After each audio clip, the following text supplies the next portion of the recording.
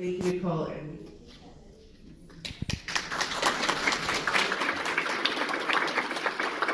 Good morning, everyone. Good morning. I know some familiar faces in this building, a few in this room.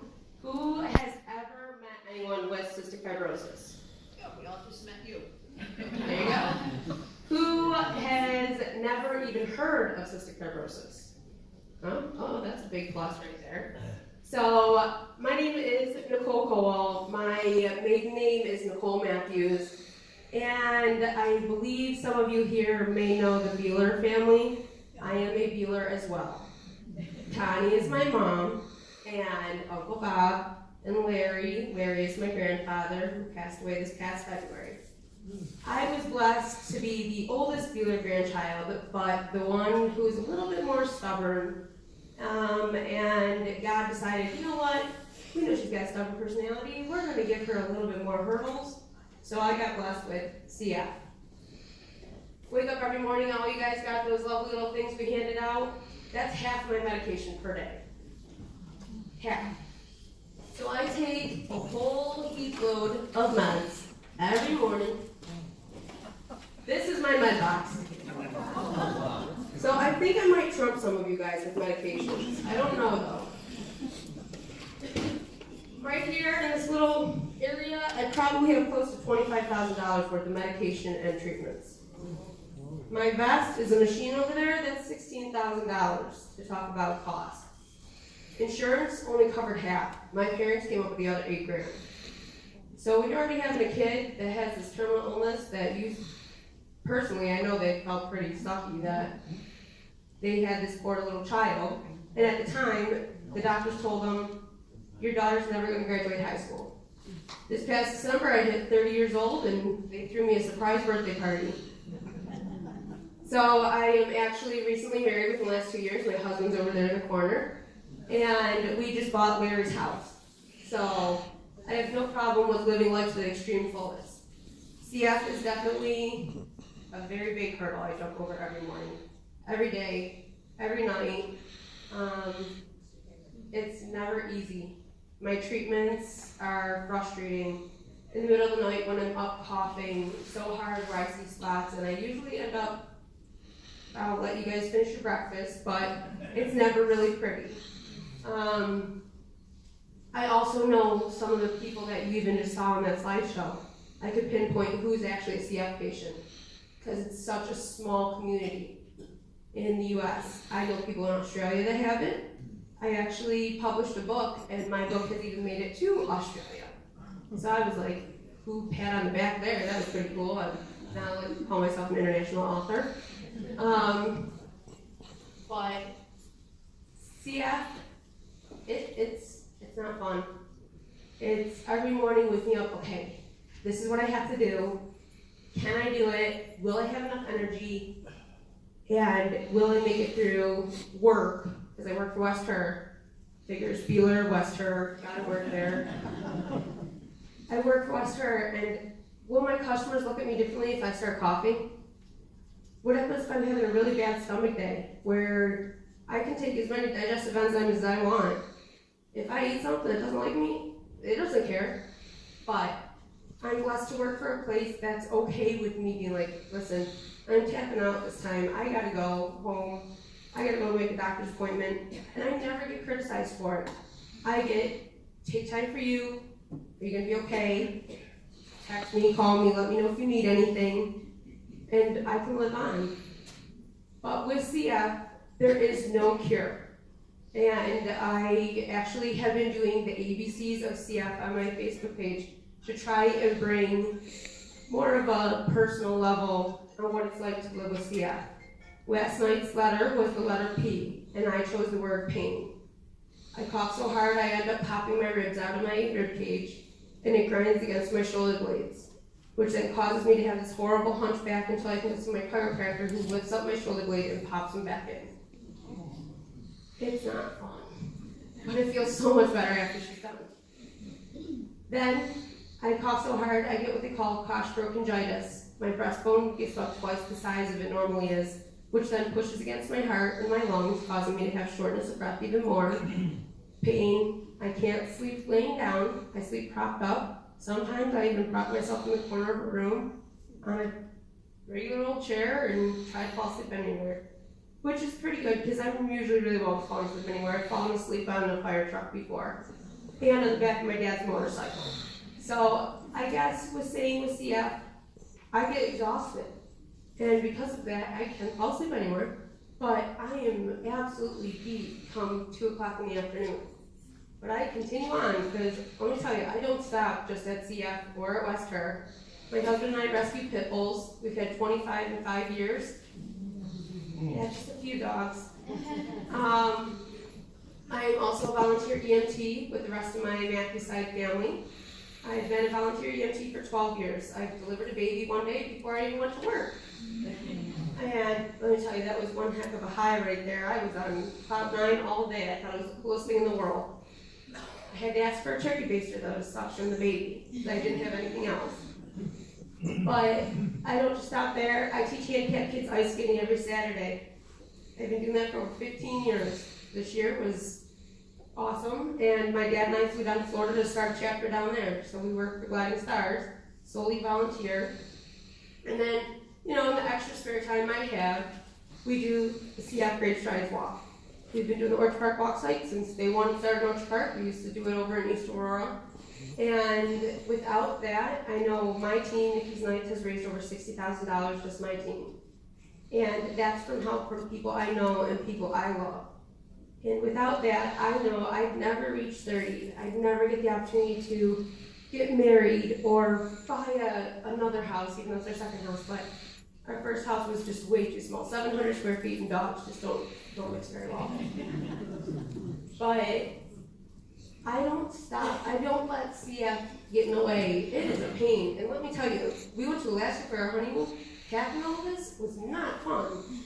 And it was entertaining though, because I wear a mask while traveling. And I make it look pretty, and it's got like fun designs and things like that. But you get judged.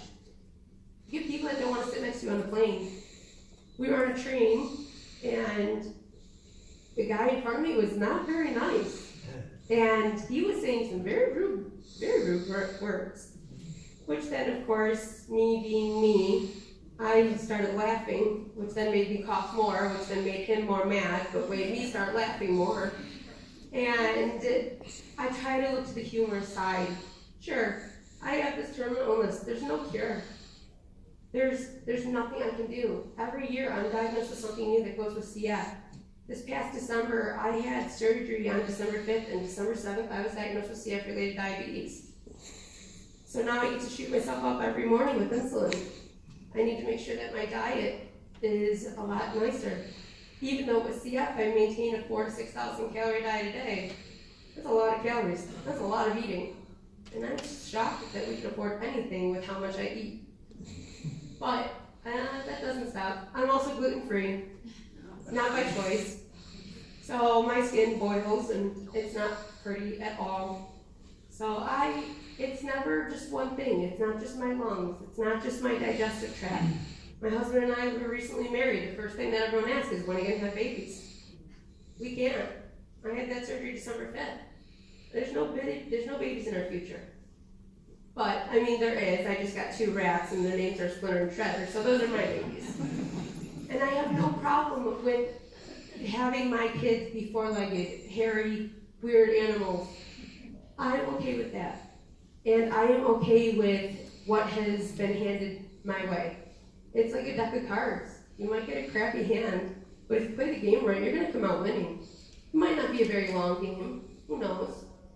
But I can tell you one thing, as long as funds are raised, as long as I continue with my positive attitude, which was the other P to my ABCs of CF, share pain, but positivity. I could be mopey and at home and not want to work or do anything, but instead I like to push myself as much as possible, which can get me in a little trouble. I get a little run down, but I'm okay with that. I want to be able to live life to the extreme fullest. I'm okay with being like, hey, I know this person. You want to know how I know them? I saw them at West Her, and then I got talking to them, and I found out they have dogs, and then they do this, and they do that. I'm okay with that. I'm okay with being crazy and jumping all over Because I know one day I will most likely have to be on oxygen or listed for a lung transplant. And it's not just lungs, it's liver, it's a kidney, it's getting intestines taken out, feet of intestines taken out. It's never one thing. And my mom and I, my dad, we have this joke that every few years I'm due for something new. This year was the diabetes. A couple years ago before that was rheumatoid arthritis. I mean, I should really start living here with you guys. But I'm okay with that, because all of that does trigger into CF. So it's not just this disease that deals with our lungs. It's not just all this medication that sits up here that I just cart around like it's no big deal. It's like a big purse, very expensive big purse. But I'm okay with that. And I'm okay with at night doing a treatment. I'm not the greatest CF patient.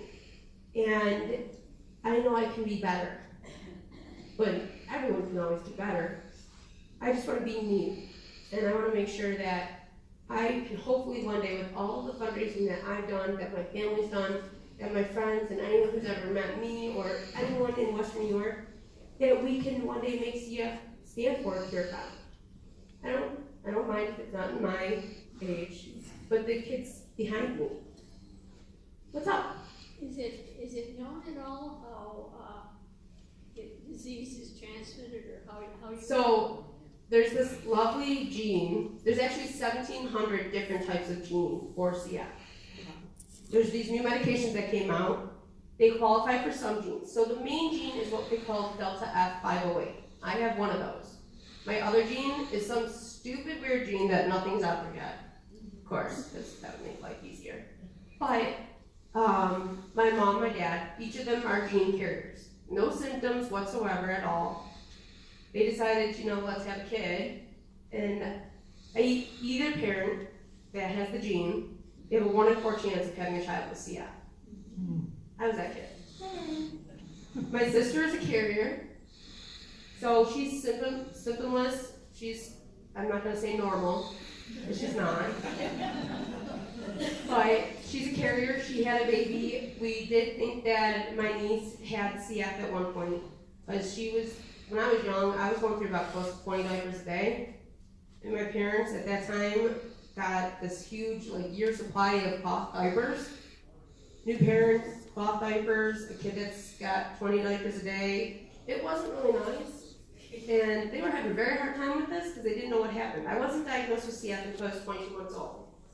I looked like a kid that should have been living in South Africa. I had this big bloated stomach, I had these little legs, you could see my ribs, you could see my kneecaps, I looked malnourished. And that's one of the things with CF that is the problem, is we are very malnourished. Which is why we have to maintain the 4,000 to 6,000 calorie diet every day. Because our bodies work that much harder just to function, just to breathe, to digest, to do anything possible. So if I'm outside doing work, I'm inside eating 5 sandwiches and heading back out. So it's a lot. And the genetic aspect of it is it's a lot of science. I'm not good with that. I'm okay past high school. All I know is I got 2 genes. One of them's a popular one, but with the other ones, the super other popular ones, is the ones that have something. I have my friends that have CF. We can't be in the same room together. We can't even meet face to face together because they can give me their lung funguses. I can give them mine. So here we are living with a terminal illness, and I can't meet them. I can't hug them. I can't shake their hand. Nothing. And I'm a rebel. I'm not gonna lie. I'll go visit them in the hospital. I come home, I change the moment I get in the house and hop in the shower and have my mask on and stuff. But it's not fun. You're battling the same disease as somebody else and you can't even go meet them. And sure, there's online Facebook stuff and there's webcasting and things like that. But it's not. There's no personalness with this disease. When you're fighting it, the other fighters, who some of them you're watching and they're getting listed for transplant, they're 10 years younger than you. And you know that they do their treatments 4 or 5 times a day. And here you are, you're like, oh crap, I just went to work and I worked 12 hours and I don't want to do a treatment, I'm going to bed. I have a very bad survivor's guilt. I got that 7 years ago when one of my very close friends passed away with CF.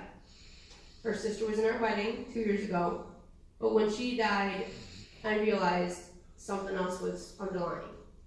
So I have survivor's guilt. I'm on antidepressants and anxiety meds because it's a mental game.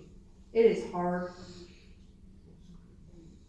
Could you explain exactly what's going on that you have to take care of? So my lungs, my whole body, produces an excessive amount of mucus. Great thing first thing in the morning. So every organ in my body is covered in mucus. My lungs the most. I get what they call lung plugs, or in my words, lung slugs. And that's what the vest is for. I do different nebulizers. I do palmazine, which is on the sheet that you guys got. Palmazine fights the fungus in my lungs called Pseudomonas. So that's one drug. I'm on Casein 1 month. The Casein every month is $3,400. My insurance covers the majority of it. I still pay a $150 copay. That's Casein 1 month. I can't take it with my other drug, which is Toby Podhaler. Toby is $9,800 a month. Insurance covers the majority of it. Thank God for insurance. I still pay about $200 copay. So meds add up pretty fast. Copays add up, but those all just keep my lungs at ease. I'm trying not to cough so much. I do nasal sprays, I do eye drops because I have allergies and I have really bad sinuses. I had sinus surgery 10 years ago. The doctor screwed up. I don't have a sense of smell anymore, which is good at some point. But I had a second sinus surgery 7 years ago. I'm due for probably another one. But, so my sinuses are covered in mucus, my lungs are covered in mucus, my digestive tract is covered in mucus, my pancreas does not move, it's useless. There's no use for it, which is why I'm diabetic as well. The body doesn't produce insulin. But my pancreas, I take 6 enzymes with everything I eat and maintain a high calorie diet. That's a lot of meds. So 6 pills with every meal, 4 to 5 with every snack, depending on what I'm eating. If it's cheese, it's going to be more like a meal. So my digestive tract is coated in mucus. My reproductive tract is coated. It's really pretty disease, let me tell you. Listening to you, obviously, I'm sure we're all sitting here amazed. Now, in this area alone, if you can tell me about how many cystics are there? So in Orchard Park, through the Orchard Park School District, I know of at least a dozen. Okay. So in Western New York, I'm not 100% sure because we can't really see each other. Heather, do you guys know? 180. 180 in Western New York? So 180 in Western New York. Okay, based on that, or 30,000 you said in Yep. the United States, you obviously have all the support systems, you have a wonderful family, you have insurance, you have all of the things that enable you to continue every day. What about those that don't have those benefits and the security and the ability to keep up every day? Because obviously without that, you would absolutely not make Their it. life expectancy is not very long. So If how? they don't get that. Yeah. So what happens? They they- just got, my point is, Yeah. where the help is you're saying the Cystic Fibrosis Foundation helps them? yes. Okay. Yep, they're able to, so with the CF Foundation, they have different functions that will allow us, and they have different other, like for example, one's a care forward, or CF forward. I can get high calorie drinks, because that's okay, because, having a milkshake like 3 times a day is one of the coolest things ever. But I can get those for free. I can get my CF multivitamins for free. So some stuff I can get for free. I do have one of my girlfriends, she's 52, she lives in California. She's actually living out of her car right now. She's got CF. They just took away her social security because they didn't think she was sick enough. Which, that's the thing that's the toughest. I make too much money, so I can't get some stuff. which I don't make like that much money, but I make just enough that I can't get some of the stuff covered by disability or social security. But if I did do that too, that can affect the household income as well. So like my husband and I, we are on separate insurances because it's cheaper for us. And it's a money game, it's a numbers game and everything. But having the CF Foundation be able to assist patients with whether it's the nutritional aspect or even the simple drug aspect with having medications given to us is phenomenal. And it's all mail order. You fill out the thing online which one you want and it automatically ships. And it's great. And we also have CF clinics. We're blessed in Buffalo that we have one here, right at the new Children's Hospital. So I go there every 3 months. It's about a half a day thing when I go there, x-rays, breathing tests. I talk with the nutritionist, I talk with my doctors, whole social worker, everything. We all have our own social workers. So that's a huge plus in this. But yeah, sadly enough, if we don't have insurance and things, usually the people that don't have insurance are so sick though that Social Security usually kicks in just because they are so terminally ill. These are the kids that would never be able to stand up here and talk because they're so out of breath. I just have a lot of hot air, so we're. Thank you. You're welcome. Do you have one too? Well, she asked half of it, but I was just gonna say, the folks I know that have had CF are like you, they are fighters, and congratulations to you. No, I'm very, very open with my CF. I'm very open with the fight that I do on a daily basis, a yearly basis. I always try to think that life can be much worse. I could be wheelchair bound, I could be blind, I could be deaf, anything like that. Luckily enough, I learned sign language for my ice skating kids, so if I ever go deaf, I can at least have that behind me. But I really try to embrace what has been given to me because I don't want to go down that dark path. Because I've seen some of my other fellow CFers go down the dark path. A lot of them turn to alcohol and drugs because they figured their life is already doomed. Why not just continue on? So it's more mental, I think, sometimes than it is physical, and it's hard, and it's hard not being able to talk to your friends about it because you can talk to your friends and family here about it all you want. They're never going to really understand what you're battling internally. When I can be greeting a customer at my job and I can feel this rattling on my lower lobe and think, okay, I'm going to a coffee pit, this lady's going to think I'm nuts. Or I should probably have the cigarettes, which I've been asked to. How many packs a day do you smoke? That's my favorite. If you get me on a bad day, I go to sarcasm and I say about 8 packs. I get asked about weekly, when am I due? Because my stomach will bloat and I'll look pregnant. Usually I play along with it and I say 2 months, make up a lie, something like that. If you give me on a bad day, it's, I was due 3 months ago, I'm just waiting it out. So, I try to look to the humorous side, but not everyone's like that. And it's a lot. It's the joints from the RA that's linked to CF. It's the medications that you sit there and you go, okay, I got 3 more days. My insurance won't allow me to fill it for another 2 weeks. Which med can I do it 2 days without it? Do I just do it and do like a week of feeling like crap? So it's a lot. Does anyone have any questions? I'm very open about it, obviously. No? You got it all together. I try. Don't give me too much credit though. It's big teamwork. My husband's the one that sits there and goes, alright, you got your meds? And I say, you got pockets to carry them? So he's good with carrying medications and pockets and everything. You have one? Go ahead. About 25 years ago, I had a choir boy whose mother was not diagnosed with cystic fibrosis until she was getting close to 50. Mm-hmm.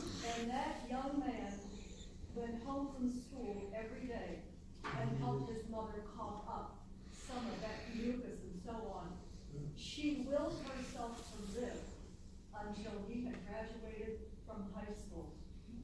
Now, this was like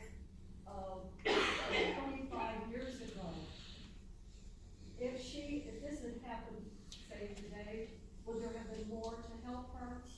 There is, oddly enough, there's actually a lot of late diagnosis. I know of 2 people that I personally know that weren't diagnosed until after 40.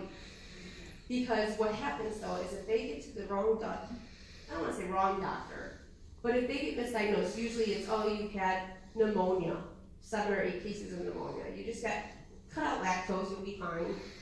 Things like that, and then all of a sudden I'm like, I did some research, let's do a sweat test, which is how I was diagnosed at 22 months old. So I'm very salty, not just my personality, and I'm pretty salty, like my dogs like licking me in the summertime. Cows, when I walk through the fairground, they think it's like an ice cream truck driving through. So with the sweat test, now they're able to diagnose it. They can actually do it while the baby's still cooking, which got me into trouble when I went with my sister to go get my niece tested because the nurse said, we've got to test you for CF to see if the baby has CF, and I started laughing. And the nurse got really serious and she goes, that's not laughing matter. I go, I have CF. She goes, no you don't, you have the gene. I'm like, no, I got it, but okay.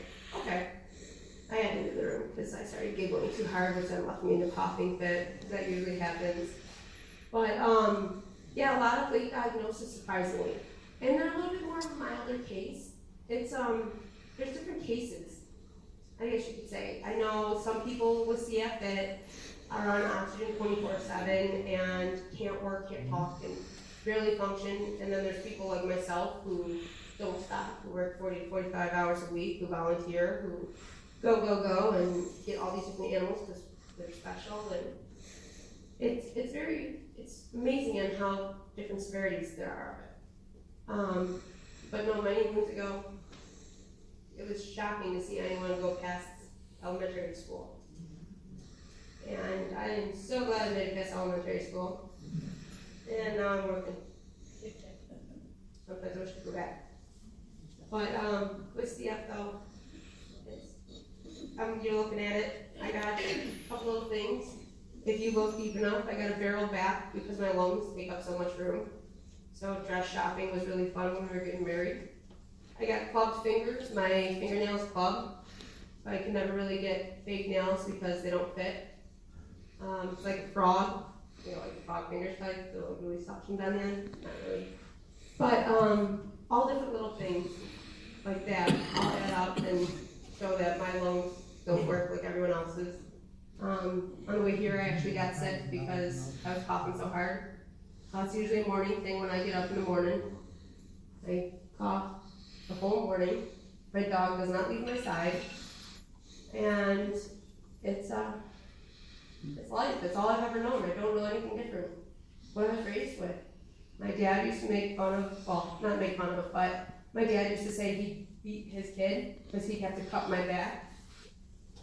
And then came a vibrating wand that they would put on my chest, which my mom has carpal tunnel, so it really hurt her to do that. And then came the flutter, which was a $200 little pipe that had a heavy marble in it that I would blow into. And then got the vest, which is now much smaller than my first vest. My first vest weighed probably close to like 100 pounds, it was heavy. But this one I can just wheel around like little luggage. So the treatments have definitely become so much better in just the 30 years that I've been around with it. So I'm so excited to see what the future holds. Because if I don't have to lug that around and it's something a lot easier, that'll be really cool. I want a lot more trips. And tent camping won't be such a hard time. But summertime is hard for me breathing with the humidity. It's like I'm suffocating outside. I'll take the winter any day because the air's thinner. So I can breathe out there. And if I'm coughing in the winter, I just stand outside in my regular clothes and it's like a switch. Turns me right off. I'm good. I'm back inside to the dry heat and it starts back up. But the sometimes hard for me. So I need air conditioning, which we're trying to figure out how to do right now because we have baseboard heat. But does anyone have any questions at all? On an average, how many hours per day do you get or sleep? How many hours do you Do I sleep? sleep? Yes, sleep, on an average. I don't know how I function, but maybe 5 hours at most, Okay. because I cough so much throughout the night. And my husband just rolls over and pats me on my back. If it's a bad one, he'll sit behind me and double pat me to bring up whatever is brewing in my lungs. I don't really sleep. I mean, I will fall asleep in random areas. Like with being in the volunteer fire company, we had a call one time, I curled up on the side of a road, I was going to be a long time, put my helmet down and I fell asleep. So if sleep gets to me, I don't care where I am, I'm out. And I'll take it.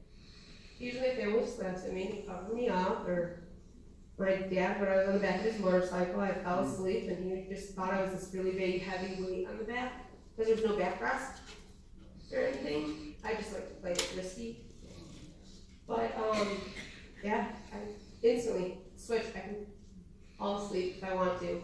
But at night, it's very hard. I prop up on about 2 or 3 pillows. If it's a really bad night, I'm sleeping up against the wall, which stinks. As being newly married, I really can't snuggle with my husband very much. I mean, for him, he might like it, but with that, with my lungs not working too well, my limbs are usually really cold. So I basically have ice cubes as fingers and toes. So anyone who's married knows what that's like when your wife gets into bed and is like, hi. But did I see another question somewhere? No? And no? Thank you guys.